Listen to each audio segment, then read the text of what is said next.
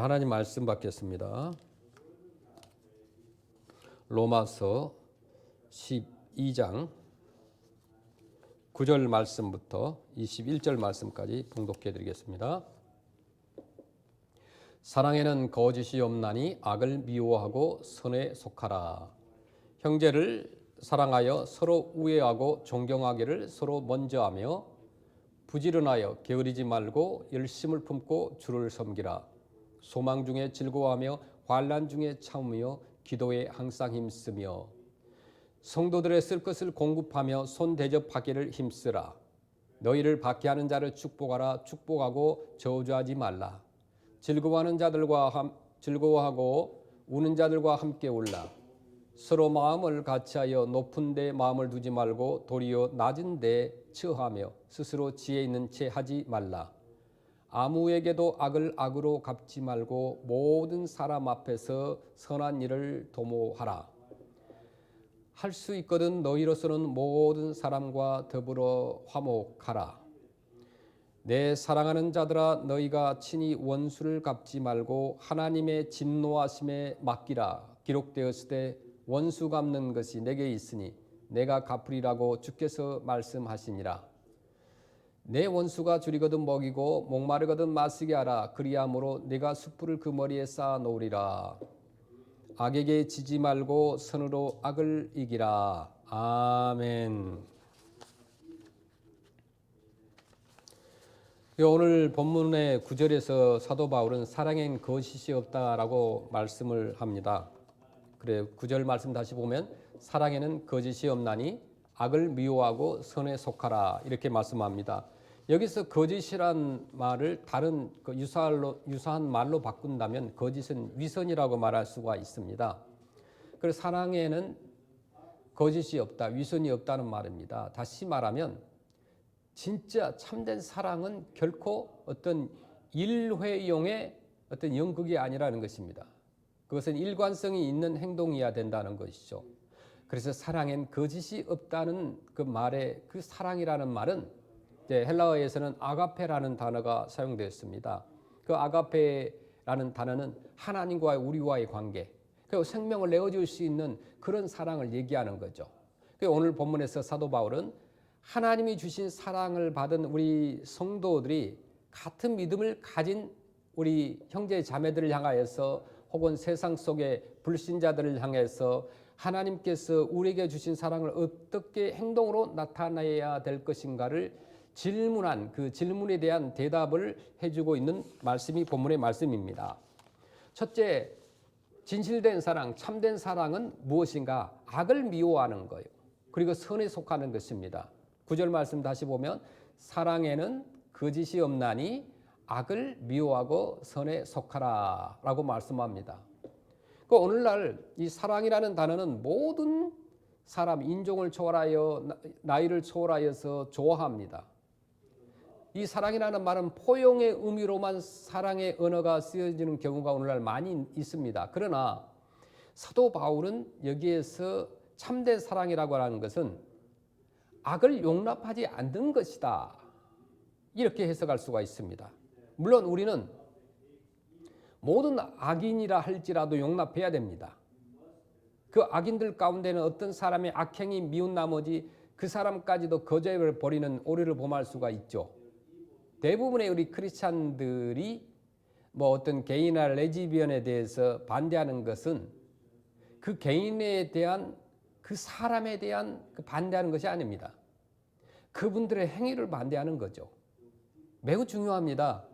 주님 안에서는 남녀노소, 인종, 언어, 색깔에 대해서 모두 용서가 되고 포용이 되고 또 사랑해야 합니다. 그러나 그 행위가 정당하지 않는다면 우리는 그 행위에 대해서 반대하고 비판도 할 수 있다고 봅니다. 그러나 그 사람 개인에 대해서는 아무리 악한 사람이라 할지라도 그 개인에 대해서는 어떤 사람도 미워해서는 안 된다는 것입니다. 우리는 가끔 착각을 합니다. 우리가 악인을 사랑하고 용납해야 한다고 생각한 나머지 그 사람의 삶 속에 있던 아주 악한 것까지도 눈을 감고 넘어가 버리는 경우들이 있을 수가 있다는 것입니다. 우리가 정말 이웃을 사랑한다는 그 말의 의미는 무엇일까요? 그것은 내가 사랑하는 사람들의 삶 속에 있는 죄와 악에서 그들이 떠날 수 있도록 그들을 위해 기도하고 도와줘야 한다는 것이 진정한 사랑이라는 것입니다. 사랑은 악을 미워하고 선에 속해야 되죠.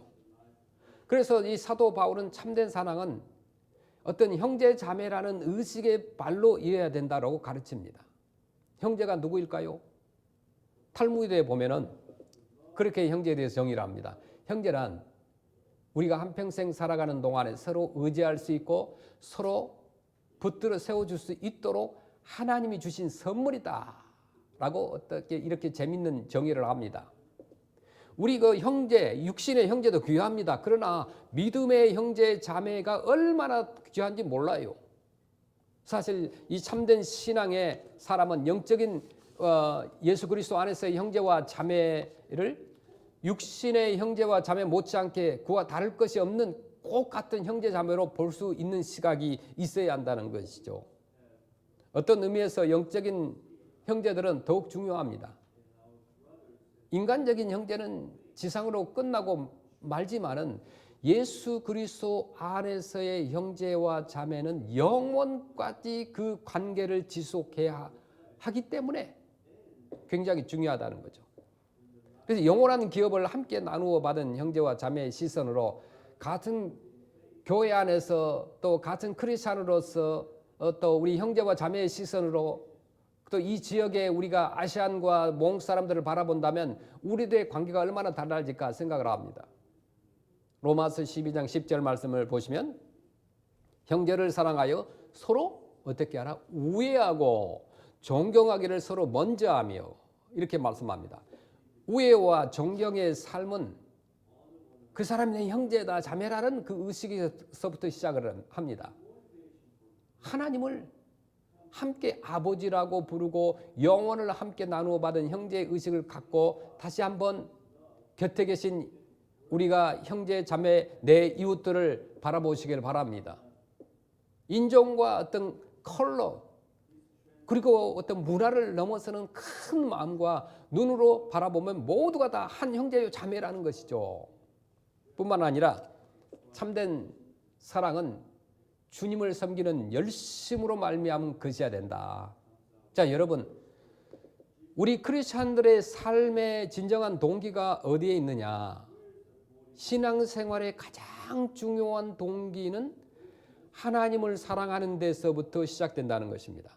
주님께서 나를 얼마나 사랑하시는지 그 놀라운 사랑을 체험한 우리가 이제는 그 하나님을 향한 사랑을 내 이웃과 또 이웃들에게 고백해야 된다는 거죠. 하나님을 사랑한다면 자연히 하나님이 기뻐하시는 일을 하게 돼 있습니다. 또 그런 생각을 갖고 싶어 하는 거예요. 그래서 하나님이 하시는 일은 무엇일까요? 우리가 사람을 사랑하는 일이에요.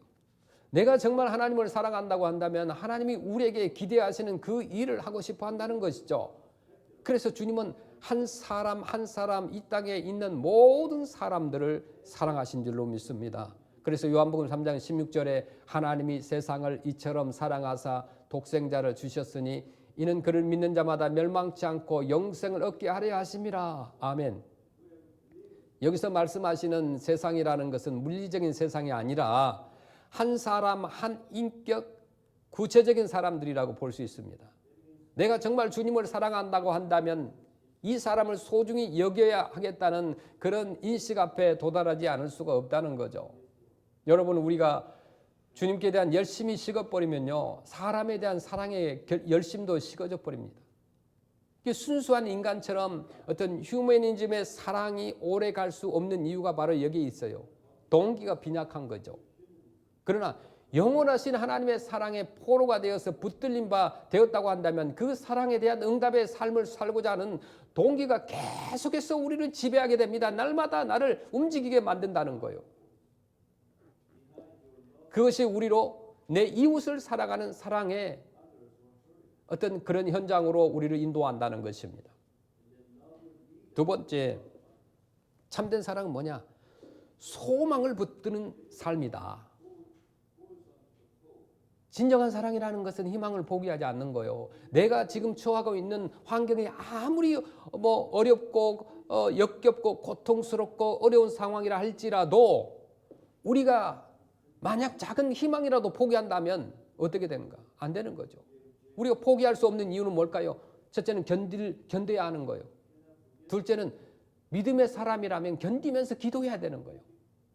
그래서 로마서 12장 12절에 그렇게 말씀하죠. 소망 중에 즐거워하며 환난 중에 참으며 기도에 항상 힘쓰며. 소망 중에 즐거워하며 환난 중에 참으며 기도에 항상 힘쓰며 그렇게 말합니다. 우리가 정말 빛나는 소망을 바라보고 그 소망을 포기하지 않는다고 한다면 그들은 어떤 환난 중에서도 참을 것이고 계속해서 기도의 끈을 놓지 않습니다. 이와 같이 참된 사랑은 하나님에 대한 소망을 붙들고 사는 사람이라는 거죠. 우리가 더 한 걸음 더 나아가서 사도 바울은 참된 사랑은 뭐라고 했느냐면 우리 크리스찬들의 구체적인 필요를 공급하는 것이다 라고 말합니다. 사랑은 참고 인내하고 기도하는 것이지만 거기서 멈추는 것이 아니라 그들의 필요를 채워주는 것이다. 그래서 성도들의 쓸 것을 공급하며라고 말씀합니다.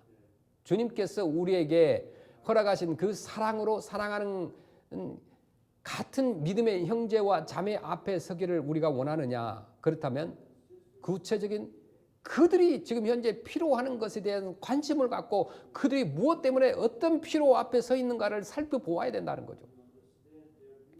진짜 사랑이라는 하는 것은 우리 크리스찬들 형제 자매의 필요를 구체적으로 공급하는 것이라는 것이죠.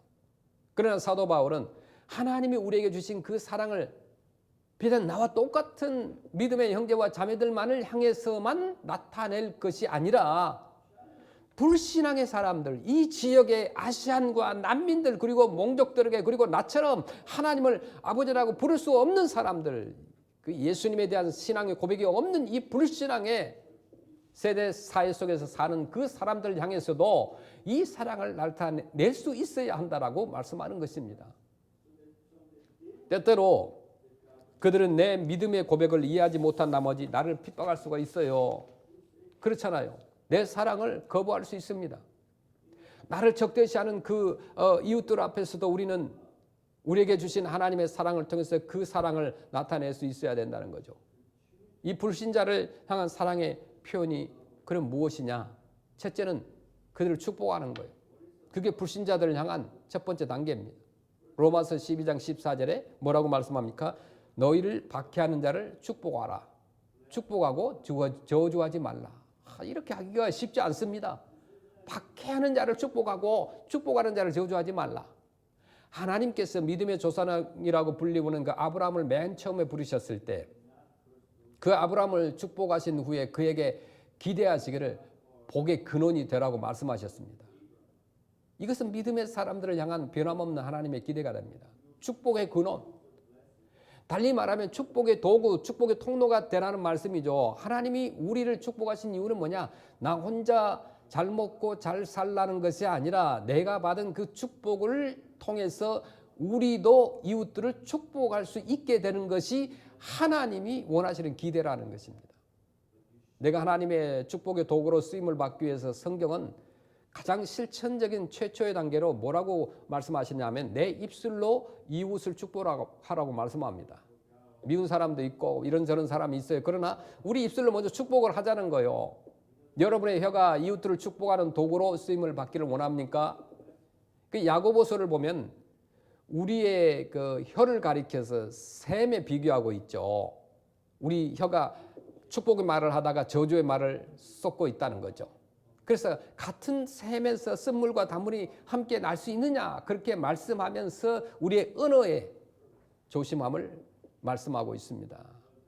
그는 여기서 일관성 있는 삶을 강조하고 있는 거죠. 우리 언어 생활이 어떻게 하나님 앞에서 축복의 도구로 쓰임받을 수 있을까? 나는 오늘도 이웃을 축복하며 살고 있는가? 정말 축복하고 저주하지 말라고 하십니다. 세 번째로 진실된 참된 사랑은 이웃의 삶의 자리에 내가 거기에 동참하는 거예요. 현장에 동참하는 거예요. 불신앙의 사람들이라도 그들의 삶 속에 우리가 동참하지 않는 한 우리는 그들에게 사랑을 표현할 수가 없는 것이에요.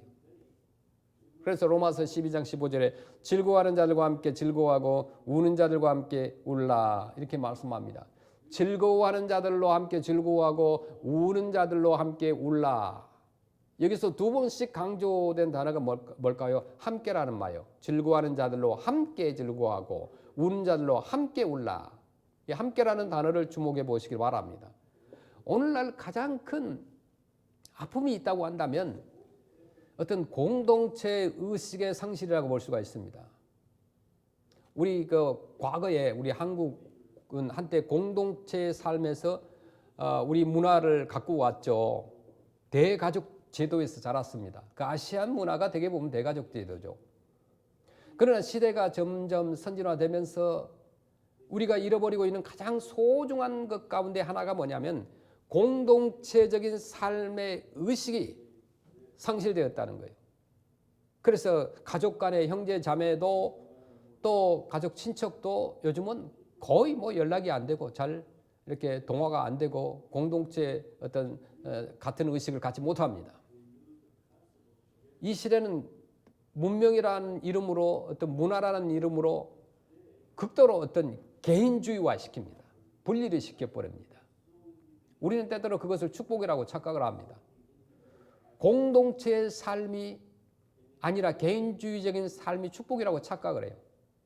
오늘날 집에서 함께 TV를 보는 일이 거의 없죠. 가족마다 보고 싶은 것 컴퓨터나 아니면 셀루폰이나 이런 걸 통해서 각자 보는 거예요. 각자. 그래서 그게 편하다고 서로 자부합니다. 그런데 생각해보세요. 이것이 정말 축복일까? 같은 집안에서 부모와 자녀들이 각각 다 다르게 다른 방에서 자기가 원하는 것만 보는 거예요. 이게 과연 축복인가?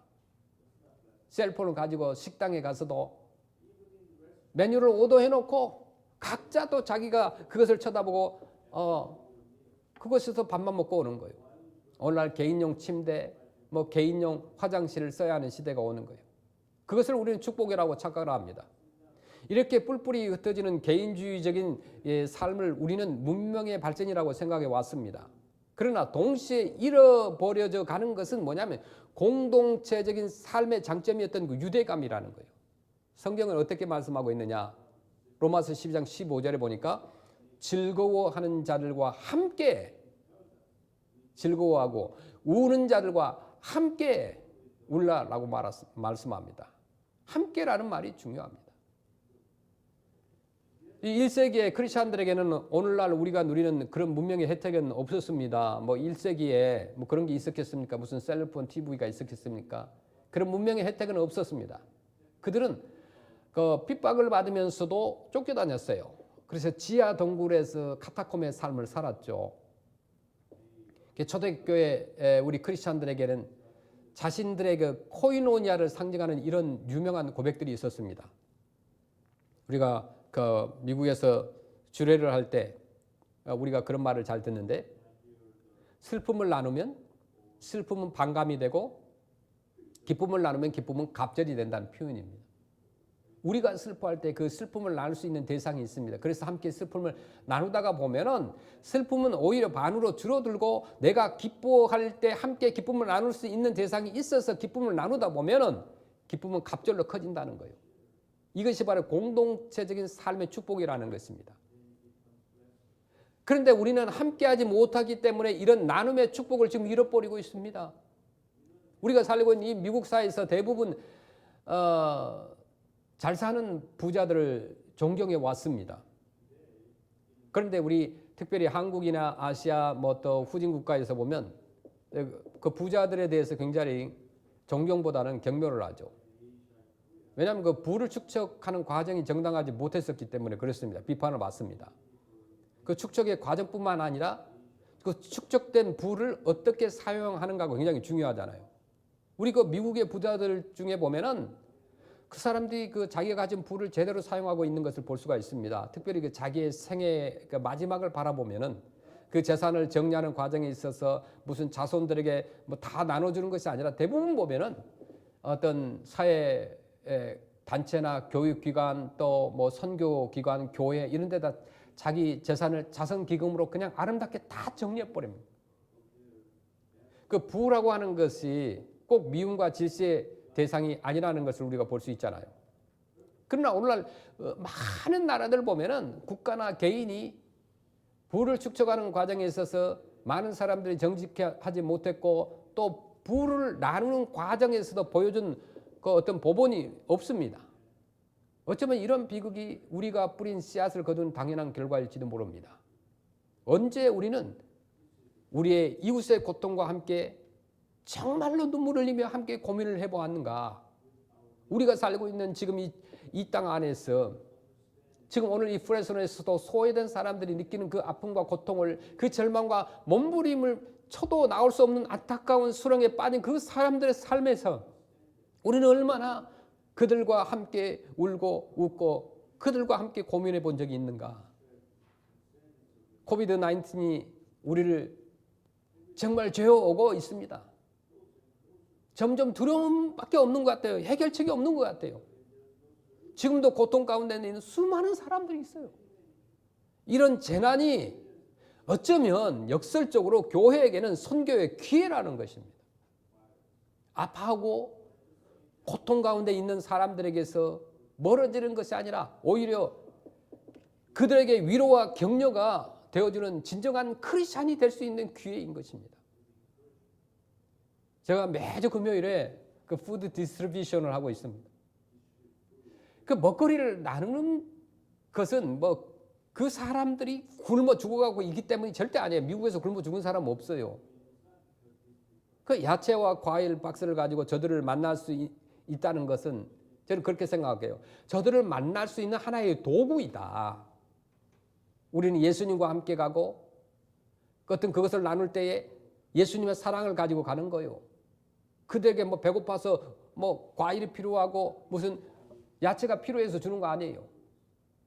그런데 지난주에는 어떤 처음 갔던 우리 아시안이 살고 있는 아파트 단지에다가 집 앞에다가 이 박스를 두고 왔습니다. 그랬더니 이메일을 보내왔어요. 우리가 박스 안에 반드시 전도지를 넣습니다. 영어 전도지, 또 우리 아울리치 플라이어, 지금은 아니지만 그래 그 다음에 또 몽 사람들은 몽 언어 전도지를 집어넣어가지고 집 앞에 두기도 해요. 그런데 자기 집 앞에 야채를 두고 와서 너무나 고맙다고 이메일이 왔어요.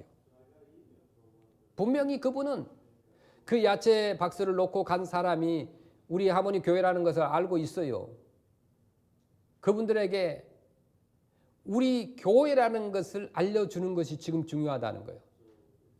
앞으로 포스트 코로나에 우리가 다시 리오픈 됐을 때에 그들에게 있어서 복음을 전할 수 있는, 교회에 초청할 수 있는 그 씨앗을 지금 뿌리자는 거예요. 그래서 그분들이 나중에 초청을 받았을 때 마음의 문이 열리고 교회에 오게 된다는 것입니다. 그래서 바울 사도는 불신자를 향해서 우리의 시각을 돌리라고 말씀을 합니다. 즐거워하는 자들과 함께 즐거워하고 우는 자들로 함께 울라고 말씀하고 있어요. 우리가 이 말씀 앞에 순종했다고 한다면 오늘날 이 미국과 우리가 살고 있는 이 사회는 얼마나 달라졌을까요? 참된 사랑이라고 하는 것을 함께 나누는 거라는 거예요. 네 번째로 참된 사랑이라고 하는 것은 교만하지 않고 겸손한 것입니다.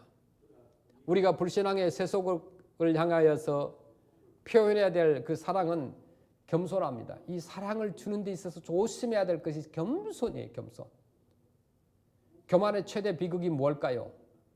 교만한 사람은 사랑을 줄 수가 없어요. 교만한 교회는 절대 교만한 교회는 나누지 못합니다. 교만한 성도는 자기가 쥐고 있는 것을 놓지 못하는 거예요. 교만하지 않는 사람이기 때문에 과감하게 놓고 나눌 수 있고 들을 수가 있는 거예요. 겨우 우리가 자기 교회라는 울타리 안에 있는 사람만 생각하고 물질과 재능을 보관하기만 한다고 한다면 하나님 앞에 부끄러운 거라는 거예요. 내가 가지고 있는데 나누지 않는다는 것은 교만하기 때문에 그렇다는 것입니다. 내가 고생해서 어떻게 해서 번 돈인데 내 마음대로 하겠다라는 생각을 갖고 있는 것은 정말 교만입니다. 모든 것이 주께로부터 나오고 주님께로 돌아간다는 사실을 잊고 착각하고 있는 사람들이 얼마나 많은지 몰라요. 그들이 교만한 자들입니다. 교만은 하나님께서 가장 싫어하는 단어입니다. 왜냐하면 사랑이라고 하는 것은 교만의 반대예요. 사랑은 자신을 낮춤으로써만 가능하기 때문에 그렇습니다. 우리의 하나님, 영광과 존귀와 찬양을 받으시기에 합당하신 하나님 아버지께서 우리를 사랑하시기 위해서 이 땅에 육신을 입으시고 이 성육신 되어서 오셔서 가장 낮은 자의 종으로 오셔서 우리를 구원해 주셨다는 것을 한번 생각해 보세요. 그 예수님께서는 사랑하기 위해서 그 일을 하신 거요. 나를 살려주시기 위해서 그분이 목숨을 버리신 것입니다. 자신을 낮추지 못하는 사람은 그 사랑의 주님을 만나지 못한 사람이라고 볼 수가 있습니다. 스스로를 낮추고 인간이 되어 오시고 종이 되셨고 우리의 발을 씻기시고 우리를 사랑하기 위해서 자신의 목숨까지 내어주신 그 주님의 사랑 때문에 우리가 새로운 사람이 되었다고 한다면 우리가 내 자신을 낮추지 못할 이유가 없는 거예요. 로마서 12장 16절에 이렇게 말씀합니다. 서로 마음을 같이 하며 높은 데 마음을 두지 말고 도리어 낮은 데에 처하며 스스로 있는 채 하지 말라. 교만하지 말라는 거죠. 사랑이라고 하는 것은 내 자신을 낮추는 거예요. 한 걸음 더 나아가서 사랑이라고 하는 것은 최선의 평화를 추구하는 것입니다. 로마서 12장 18절에 할 수 있거든 너희로서는 모든 사람과 더불어 화목하라 그랬어요. 화목이라는 것이 여기에 peace죠, peace. 여기서 할 수 있거든이라는 표현을 주목해 보시길 바랍니다. 할 수 있거든. 이 말씀은 우리가 모든 사람과 더불어서 평화하지 못할 상황도 있을 수가 있다는 거예요. 할 수 있거든 이 말은. 우리가 정의의 편에 설 때 혹은 자기의 양심을 위배하기를 원하지 아니하고 진리의 편에 설 때 어쩔 수 없는 불화의 관계가 있을 수 있습니다.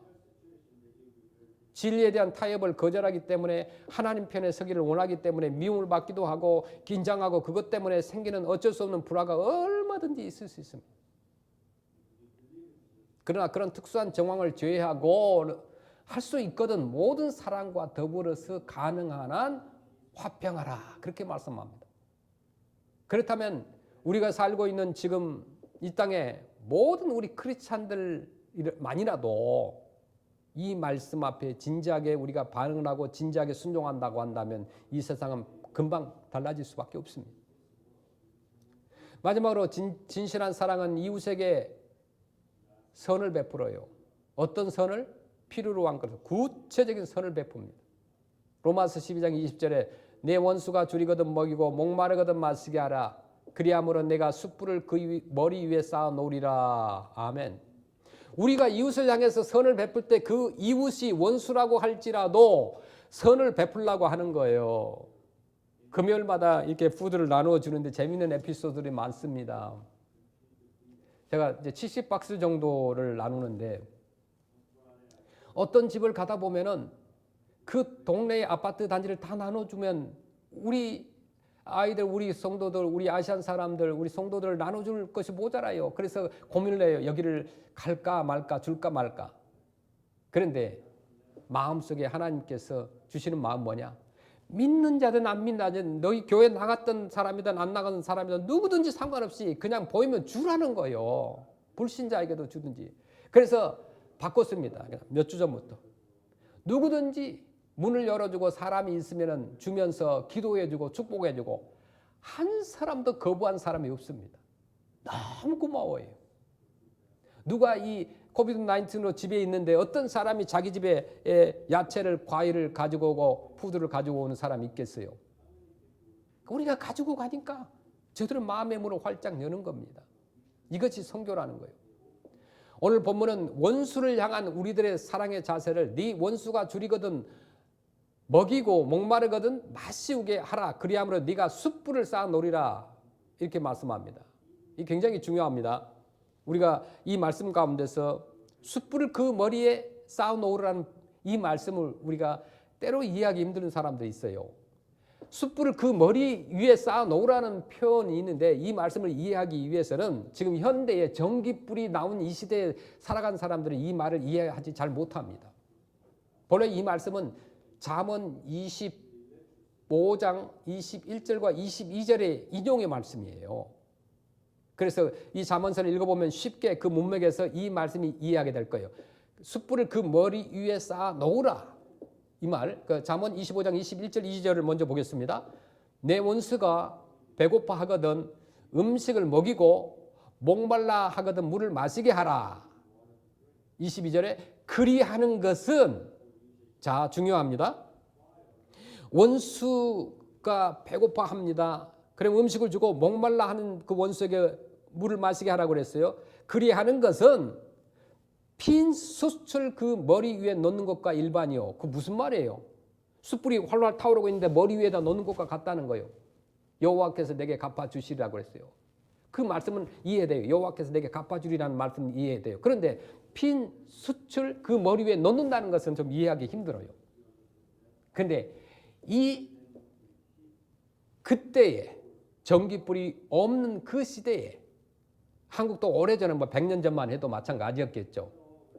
그걸 생각해야 돼요. 그 유대인들 문화와 한국 사람들 문화가 배경이 굉장히 흡사합니다. 아주 옛날에는 전기가 없는 그런 시기에는 추운 날씨에 집에서 가장 소중하게 여겼던 게 뭐예요? 화로입니다. 화로. 그 화로에 숯불이 항상 있어요. 옛날에는 이렇게 성냥이나 라이터나 이런 것들이 없었을 때, 그때는 집안에서 며느리들이 꼭 지켜야 될 가장 소중한 것이 화로였습니다. 불씨. 그래서 때로는 날씨가 추워지면 가끔 이웃들에게 자기 집에 불씨가 꺼지면 그 옆집에 숯불을 빌리러 갈 수가 있습니다. 그때 어떻게 하느냐? 성냥이 없기 때문에 자기 집에 있는 화로를 머리에 이고 가서 그 옆집에서 그 불을 빌려서 불을 붙여가지고 그 화로에 담아가지고, 그러니까 핀 숯을 빌려가지고 그 화로에 담아가지고 집으로 온다는 거예요. 그때 비록 내게 여유가 없고 뭐 더 없이 소중한 숯불이지만은 이웃이 숯불을 빌리러 온다고 한다면 그 숯불을 빌려줬다는 거예요. 그러면 그 이웃은 머리에다가 숯불을 이고 갑니다. 이웃이 필요로 하는 것, 그 이웃이 필요를, 비록 그 내 옆집의 사람이 원수였고 보기 싫다 할지라도, 아무리 보기 싫고 원수라 할지라도요, 과거에 그 집에 화로에 불이 꺼져버린 그 집에는요, 군말 없이 그 불씨를 빌려주었습니다. 그 이웃이 비록 나를 학대하고 괴롭히던 이웃이라 할지라도 그가 정말 필요로 할 때 그 필요를 베풀라는 거예요. 마틴 킹 주니어가 노벨상을 받았죠. 그때 그 노벨상을 받고 나오면서 기자회견에서 그런 얘기를 했습니다. 아직도 세계를 움직이는 힘은 사랑뿐이다. 그런 유명한 대답을 했어요. 요한일서 3장 16절 말씀 보면 그가 우리를 위하여 목숨을 버리셨으니 우리가 이로써 사랑을 알고 우리도 형제를 위하여 목숨을 버리는 것이 마땅하니라. 요한일서 3장 17절에 누가 이 세상의 재물을 가지고 형제의 궁핍함을 보고도 도와줄 마음을 닫으면 하나님의 사랑이 어찌 그 속에 거하겠느냐. 예수님께서 우리를 위하여 목숨을 버리신 그 사랑을 경험한 사람이라고 한다면, 진실로 그 사랑을 우리가 안다고 한다면, 우리 안에 크리스찬으로서 다시 거듭난 경험을 했다고 한다면 우리는 사랑하고 누구에게든지 그 사랑을 나눠줘야 된다는 거예요. 우리가 형제 자매에게 목숨을 버린 것이 마땅하다 이렇게 말씀합니다. 이 말씀 앞에서 우리가 순종한다고 한다면 모든 오늘날 우리 크리스찬들, 교회들이 그런 마음을 갖고 오늘 이 어려운 시기에 고통을 당하고 있는 그런 형제 자매들에게 다가간다고 한다면, 이전에 평화의 시대에 살았을 때, 이 코비드가 없었을 때 그때보다 훨씬 더 많은 하나님의 자녀들이 주님 앞으로 나올 것이라고 그는 그렇게 믿고 있습니다. 미국과 전 세계는, 그리고 우리의 도시는 달라질 수밖에 없는 거예요. 지금이 때라는 거예요. 지금이 나눌 때라는 거예요. 교회가 창고의 문을 열어서 나눌 때라는 것입니다. 우리들의 이기심을 용서해달라고 기도해야 됩니다. 하나님의 그 엄청난 사랑을 체험하고도 그 사랑을 실천하기를 우리가 거부했던 우리 크리스찬들이 죄인이라는 거예요. 이 땅의 교회들이 깨어나게 해야 됩니다. 그리하여 이 이 커뮤니티가 달라질 수 있는 그 사랑의 기적을 만드는 아름다운 교회와 성도들이 우리가 돼야 된다는 거죠. 참된 사랑이라고 하는 것은 악을 미워하고 선에 속하는 것이라고 그랬어요. 진실한 사랑은 소망을 붙들고 사는 것입니다. 참된 사랑은 이웃의 삶의 자리에 내가 구체적으로 동참하는 겁니다. 참된 사랑은 겸손함이 있다는 것이에요. 참된 사랑은 이웃에게 선을 베푸는 것이라고 했습니다. 오늘 말씀을 따라 하나님께 주신 진실한 사랑을 가지고 한 주간도 기도하며 나누며 승리하는 여러분 되시기를 주의 이름으로 축원합니다. 아멘.